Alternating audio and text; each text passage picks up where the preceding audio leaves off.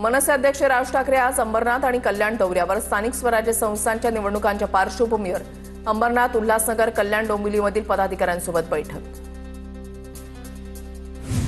गणेश नाईकांच्या जनता दरबाराच्या विरोधात शिंदेची सेना कोर्टात. नाईकांचा जनता दरबार बंद करण्यासाठी शिंदेच्या सेनेकडून याचिका.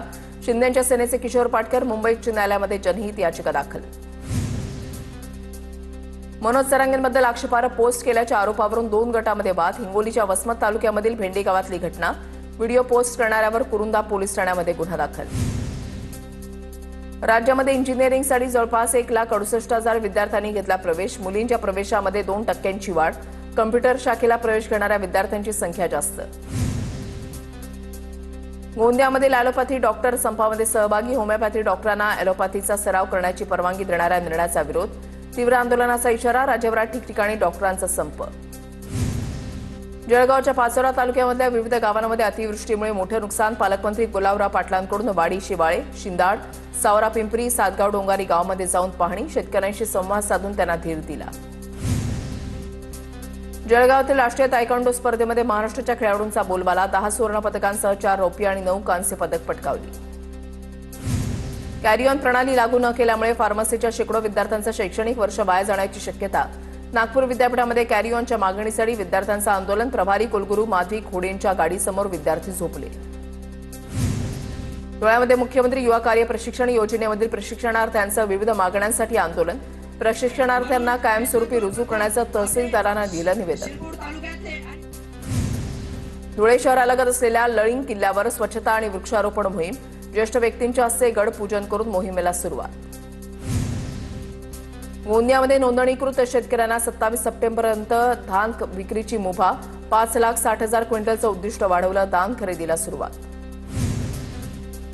शारदीय नवरात्र महोत्सवाच्या पार्श्वभूमीवर तुळजापूर इथे जय्यत तयारी. 22 सप्टेंबर रोजी होणार तुळजाभवानीच्या नवरात्र महोत्सवाला सुरुवात. मंदिर संस्थान आणि नगरपालिका प्रशासन भाविकांना सोयी सुविधा देण्यासाठी सज्ज. सोलापूरच्या करमाळा तालुक्यामध्ये शिवार फेरीचं आयोजन. पहिल्या टप्प्यामधील पाणंद रस्ते, शिवरस्ते, शेत रस्ते यांच्या कामकाजाबाबत शिवार फेरी. रत्नागिरी मुंबई गोवा महामार्गावरील हातखंबाजवळ अपघात. अपघाताचा थरारक व्हिडिओ समोर. कोळसा वाहतूक करणाऱ्या ट्रकनं 8 गाड्यांना दिली धडक. एका तरुणाचा मृत्यू, 5 जण जखमी. छत्रपती संभाजीनगरमध्ये पडळकरांच्या विरोधात राष्ट्रवादीचे कार्यकर्ते आक्रमक. पडळकरांवर गुन्हा दाखल करण्याच्या मागणीसाठी सिडको पोलीस ठाण्यामध्ये कार्यकर्त्यांचा ठिय्या. पडळकरांनी जयंत पाटलांविषयी केलेल्या आक्षेपार्ह वक्तव्याच्या विरोधात आंदोलन. पोलिसांनी अर्ज स्वीकारल्यानंतर ठिय्या आंदोलन मागे. अमरावतीमध्ये पती पत्नीच्या वादामध्ये मुलाचा जीव घेण्याचा प्रयत्न. रागाच्या भरामध्ये महिलेचा मुलाला नदीमध्ये टाकण्याचा प्रयत्न.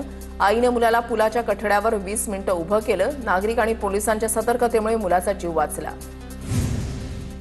नालासोपाऱ्यामधल्या चक्रधर नगरमध्ये सुरक्षा भिंत अचानक कोसळली. कोणतीही जीवितहानी नाही. नंदुरबार शहरामध्ये चाकू हल्ल्यामध्ये सामील असलेल्या पोलीस कर्मचाऱ्यावर कारवाई. गुन्हा दाखल करत पोलीस कर्मचाऱ्याचं निलंबन. नाशिकमध्ये महिलेची हरवलेली 1,30,000ची बॅग पोलिसांनी केली परत. पंचवटी पोलिसांची कारवाई. चंद्रपूरच्या गडबोरी गावामध्ये बिबट्यानं 7 वर्षाच्या मुलाला काकाच्या हातातून ओढून नेल्याची घटना. वन विभागाचं पथक घटनास्थळी शोधकार्य सुरू.